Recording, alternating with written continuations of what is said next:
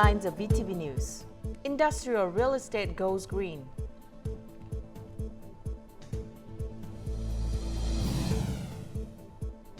Ensuring quality education in the Trường Sa archipelago.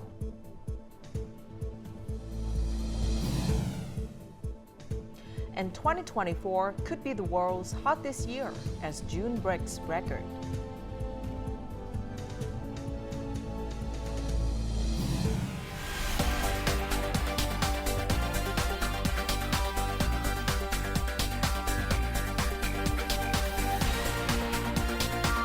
Broadcasting from Hanoi, the capital of Vietnam.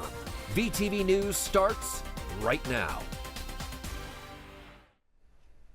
Hello and welcome to VTV News, broadcast live to you from Hanoi. You're with me, Lina Fatman. Here's the top news of the hour. State President To Lâm attended the conference to review the Ministry of Public Security's work in the first 6 months of 2024. In his opening speech, Minister of Public Security Lương Tam Quang relayed the greetings of General Secretary Nguyễn Phú Trọng to the conference, saying that the General Secretary highly appreciates the Public Security Force's recent achievements as they've contributed to creating trust among the party, state, and people. Also at the conference, delegates assessed the situation and results of all aspects of public security work in the first 6 months of the year, as well as key tasks and solutions for the last 6 months of the year, with a focus on discussing and correctly assessing the current situation. Solutions and proposals will then be submitted to the Central Public Security Party Committee and the Ministry of Public Security to meet the requirements and tasks set out in 2024 and the following years. Prime Minister Phạm Minh Chính chaired the inaugural meeting of the Steering Committee on Legal Document Issues, convened on July the 8th to implement resolutions from the party, National Assembly, and the government. Leading the committee, he outlined its goals such as assessing the current legal landscape, defining objectives, and aligning perspectives and principles for effective resolution. Stressing transparency and clarity, the Prime Minister highlighted the formation of a specialized working group led by the Deputy Minister of Justice. This group includes experts tasked with urgently amending laws to address bottlenecks, with ministries overseeing their respective sectors' legal reforms. The Prime Minister emphasized the initiative's political, legal, and practical foundations, aiming to foster innovation and governance dynamism. Key priorities include decentralization, administrative simplification, and bolstering resource mobilization. Following the review, he proposed fast-tracking a legislative amendment package for submission to the National Assembly, aligned with goals set in the 13th National Party Congress resolution. At the 20th session of the Thanh Hóa Provincial People's Council, National Assembly Chairman Trần Thanh Mẫn highly appreciated Thanh Hóa economic growth rate in the first 6 months of the year, with the disbursement rate of public investment capital in Thanh Hóa being the highest in the country.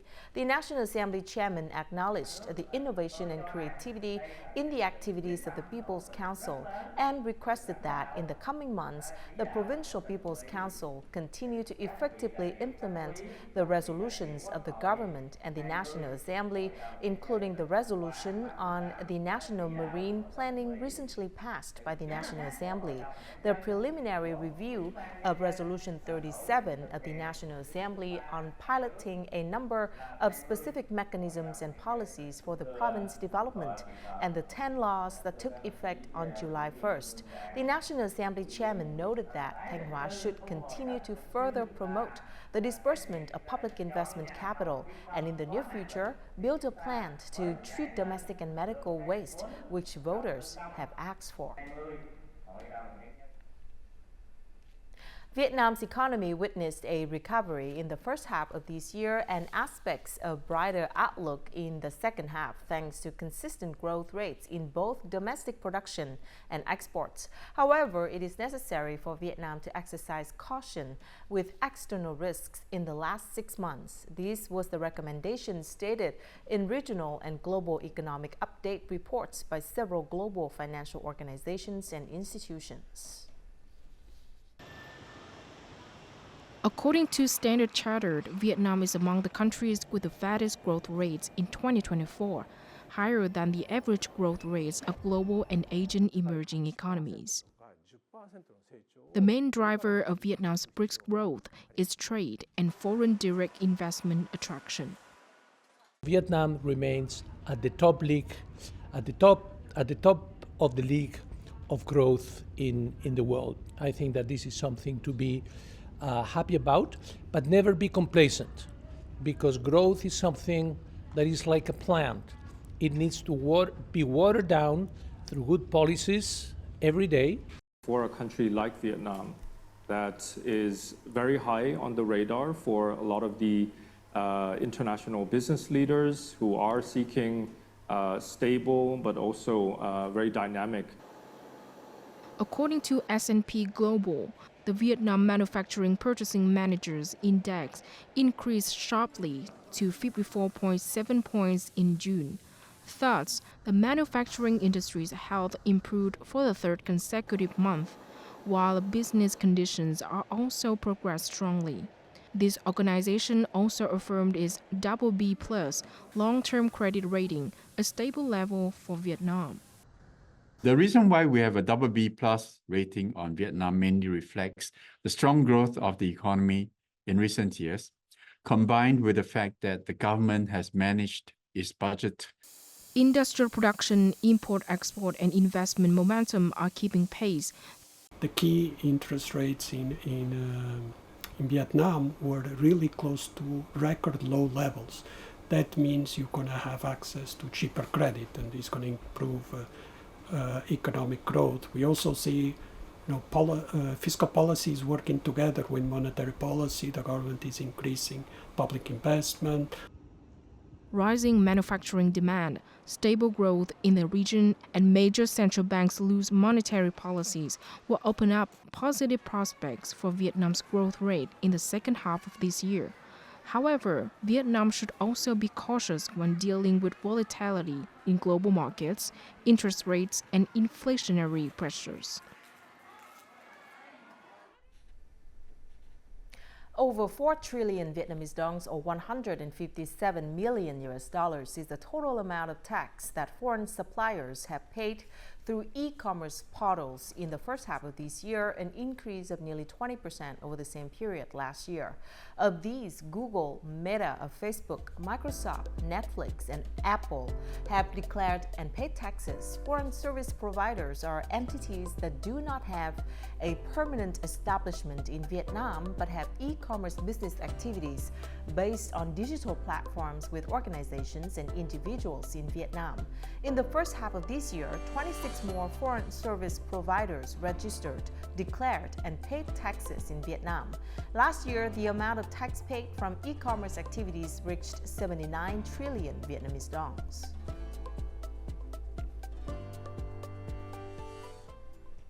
Amid the fourth wave of foreign direct investment, the urgent task of building a nest to attract eagles has emerged, particularly as investors impose greener quality standards on new projects. In response, Vietnam's industrial real estate sector is evolving, focusing on developing new, sustainable projects. This transformation will be the foundation for industrial parks to attract foreign investment in the future. Besides the 2.15 megawatt peak solar power system covering 20,000 square meters of roof space, the investor of this industrial park has also installed a wind turbine. This turbine, with a capacity of 2.3 megawatt, began operating at the end of 2021. We have a project in which we try to recycle wastewater for use in industrial processes. We have put in motion a windmill inside our industrial zone, and that windmill then again supplies electricity into our own grid. Last year, we've submitted as the first and only industrial zone developer in Vietnam an integrated ESG report. So that means that we measure step by step all our consumables, that we measure as well what we undertake both environmentally, but also equally socially, or from a governance perspective. Globally operating corporations, in particular companies which produce for European markets are faced with increasing demand for sustainable products. That means products which are produced in an environmentally and socially friendly way. According to the Ministry of Planning and Investments report, by 2030, approximately 40 to 50% of localities nationwide will have plans to convert existing industrial parks into ecological models. Statistics have shown that there's around 2% of industrial parks that are implementing steps to become greener, more eco-IP status. But I think over the next 12 to 18 months, that will significantly increase. There are many in the pipeline from some notable developers, industrial park developers such as VSIP, BW, etc.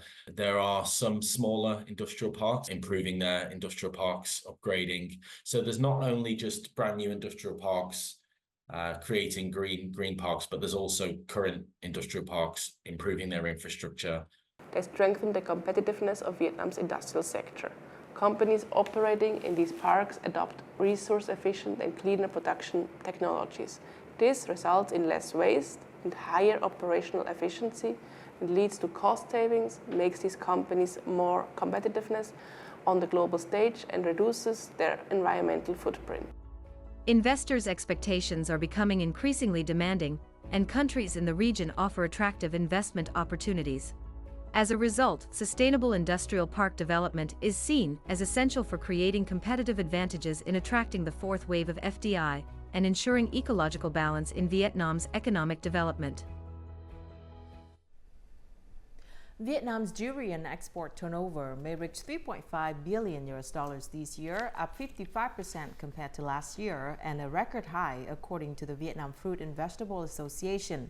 In the first half of this year, durian exports reached $1.5 billion, accounting for nearly half of the total fruit and vegetable export turnover.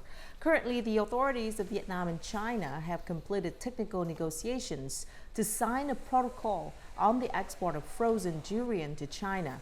If China agrees to officially import frozen durian, the export value of durian will increase sharply in the near future. As we enter the third quarter, Vietnam's seafood exports are showing significant growth, with factories securing many new orders. Purchasing, processing, and exporting activities have become more dynamic. This trend has been reported in the Mekong Delta, the country's seafood hub. Bạc Liêu, the shrimp-producing hub, achieved an export turnover of over $500 million in the past 6 months. To reach the $1.1 billion target for this year, 40 seafood factories in the province are ramping up processing and increasing exports. We focus on the Australian market with whole and disease-free shrimp products. Notably, we will export a container of fresh shrimp to Australia soon. Exporters should establish strong partnerships with shrimp producers to ensure a stable supply of raw materials and consistent production. Bạc Liêu has 48 processing companies, but they are still unable to meet the province's processing demands. As a result, half of our shrimp output must be processed in nearby provinces. Alongside a thriving market, investing in deep processing offers a significant advantage in increasing the export value of the seafood industry. Deep processing enhances the value of our products compared to competitors which primarily focus on raw seafood products. Seafood businesses anticipate a sharp increase in consumption towards the end of the year due to numerous holidays and festivals. Ensuring quality, maintaining output, and leveraging market potential will help our country's seafood exports reach $10 billion this year. And before we move to the next part of VTV News, let's check out how the Vietnam đồng is weighed against other currencies in the world market today.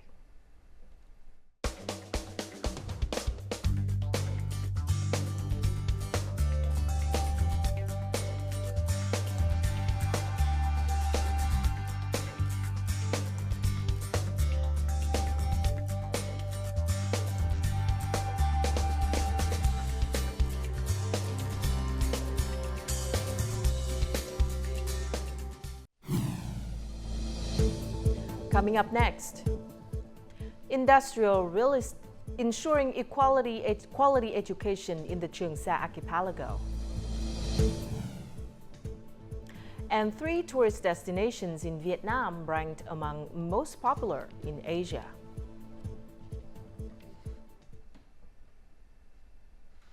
In the middle of the sea in Vietnam, Đá Tây Primary School in the Trường Sa Island district of Khánh Hòa province stands among rows of wind-blocking trees. Teaching here is not simple, as a teacher has to manage a 6-in-1 combined class from kindergarten to grade 5. However, over the years, with the support of officers and soldiers, teachers and students have still been given the opportunity to teach and learn. Before working on Đá Tây Island, Tuấn taught elementary school for 7 years on the mainland. When he received the recruitment notice, he volunteered with the desire to teach people on the remote island. At first, I was still confused and didn't have much experience teaching preschool children, but gradually I've gotten familiar with the job and now love it. The class on the island is special because there are only 8 students, but the teachers have to teach 6 different levels, from kindergarten to grade 5. If we don't distribute the subjects properly, it's hard to guarantee that students can follow the lectures. Thanks to the help and cooperation of the island's command board and parents, the teachers gradually overcame difficulties and continue to ensure that students go to school. I love my school very much. Although there are only 8 people in the class, it is very fun. The teachers here care a lot about their children. Their attention helps the children study better. The conditions for updating information and teaching new content to children are not as good as those on the mainland. However, with the determination of teachers and students, the primary school here always achieves high results. In the first semester, 100% of the children achieved good and excellent results and learned the lessons quickly. Despite the recent heat in the Trường Sa archipelago, children and teachers continue to go to school. Wherever there is Vietnamese sovereignty, there are teachers who help raise the younger generation. These days, there are fewer popular works written by child authors. Children's literature written by children helps expand life experiences, developing thinking, enhance aesthetic emotions, and shape the personalities of both the author and the child reader. Therefore, encouraging children to write is a necessary task.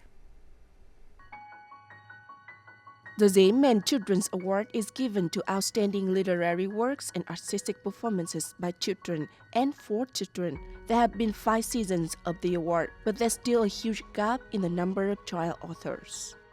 Now we don't see children writing poems anymore. They still write poems, but unfortunately, they are not as good as before.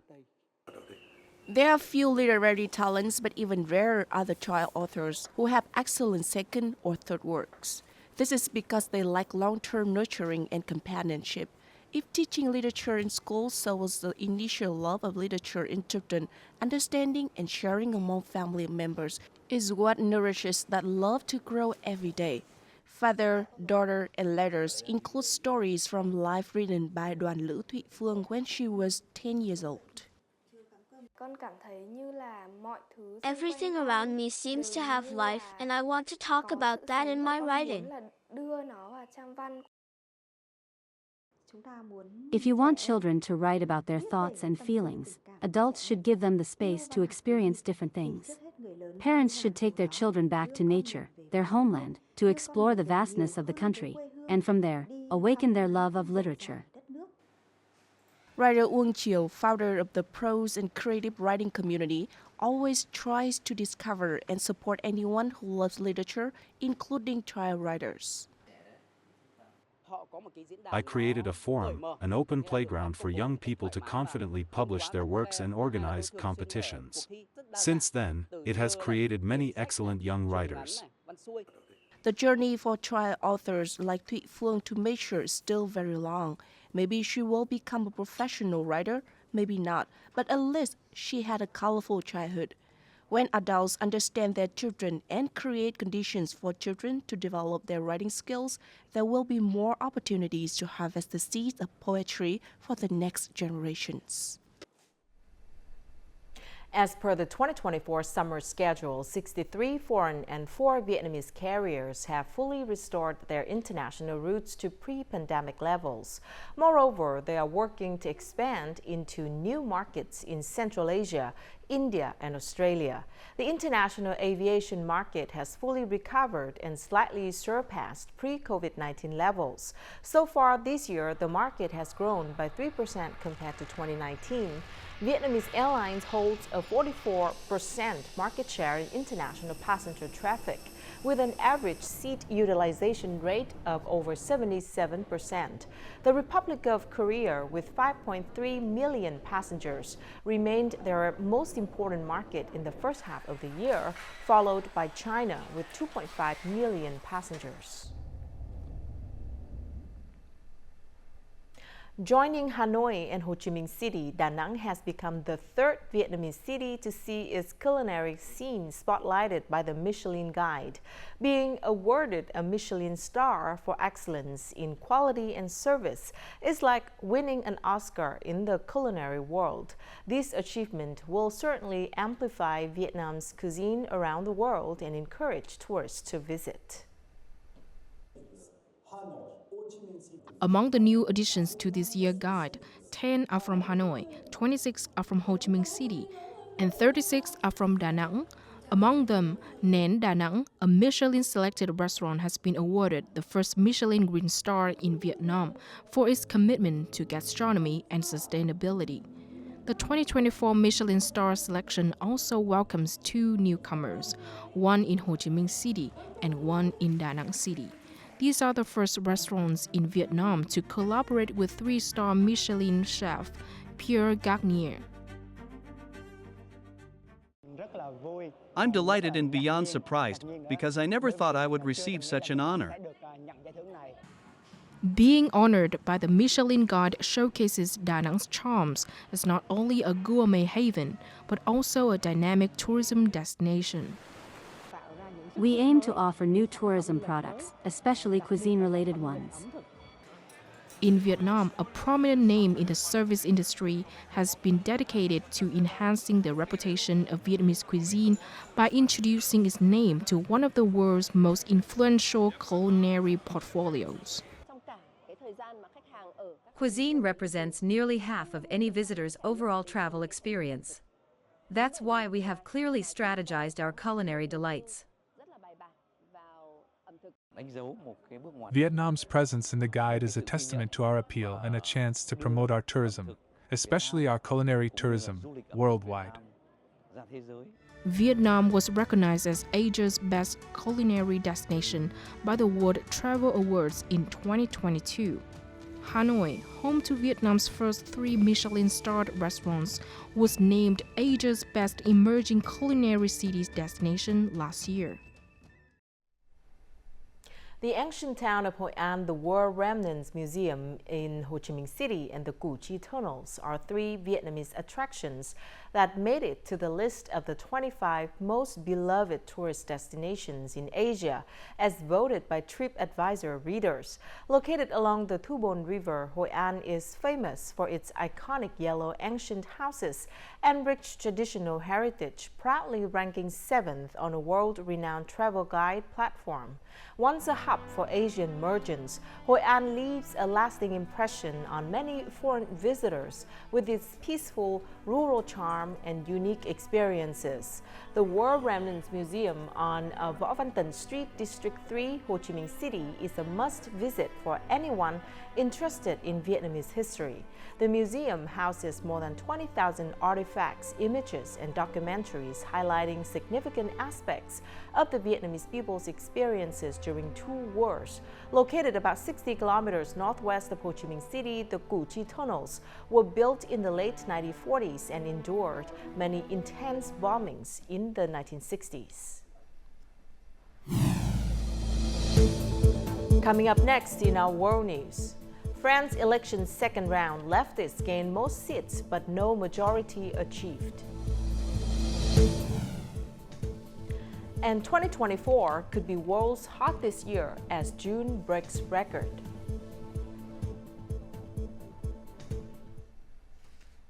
The second round of the French parliamentary election ended on Monday. Preliminary results show that the leftist coalition won most seats, but no party secured a majority in the National Assembly. According to the vote count so far, the left-wing coalition of the New Popular Front has won 198 seats in the French parliament. President Macron's centrist party is in its second place with 169 seats, while the far-right National Rally Party is in third with 143 seats. Since no political force has won at least 289 seats to form an absolute majority in the French National Assembly, French President Emmanuel Macron will not have to resign or choose a new prime minister from the strongest majority. However, French Prime Minister Gabriel Attal has announced that he will step down and will only serve as long as necessary. Immediately after the preliminary results of the second round were announced, there were protests in Paris. India's Prime Minister Narendra Modi begins a two-day visit to Russia on Monday at the invitation of Russian President Vladimir Putin. This is Modi's first foreign trip since his re-election and his first visit to Russia in 5 years.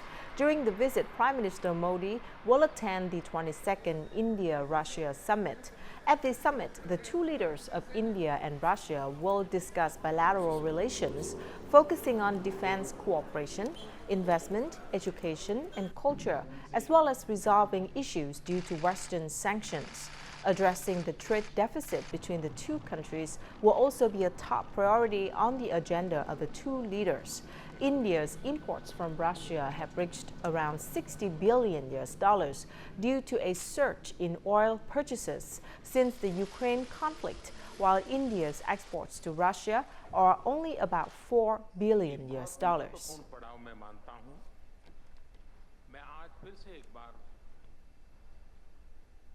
Last month was the hottest June on record, the EU's climate change monitoring service said on Monday, continuing a streak of exceptional temperatures that some scientists said puts 2024 on track to be the world's hottest recorded year. More to follow.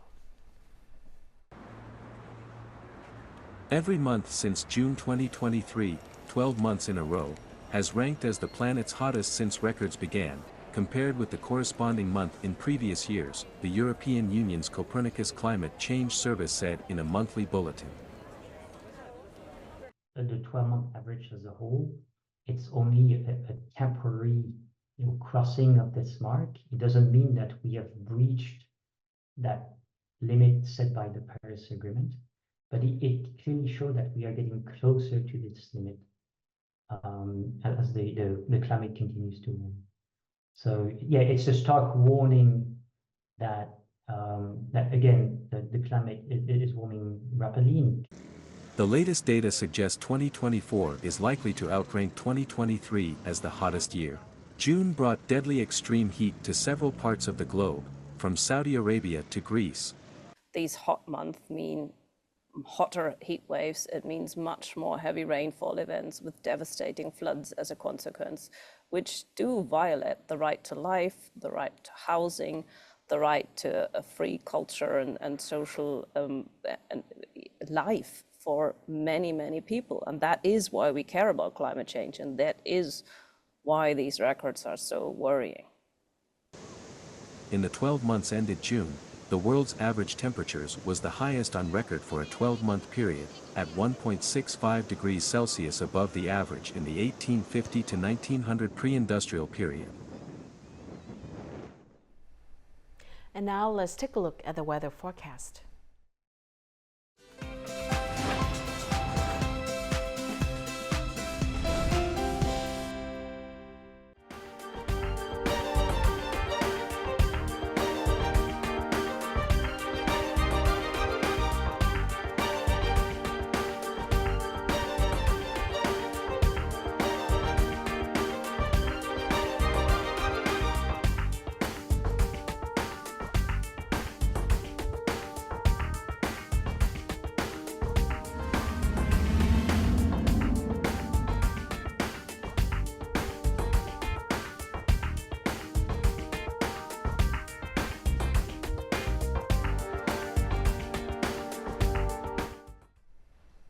And that's it for this edition of VTV News. Thank you very much for watching. To rewatch our program, you can download VTVgo from App Store or Google Play, or tune in our YouTube channel at youtube.com/VTV4Go. Goodbye for now.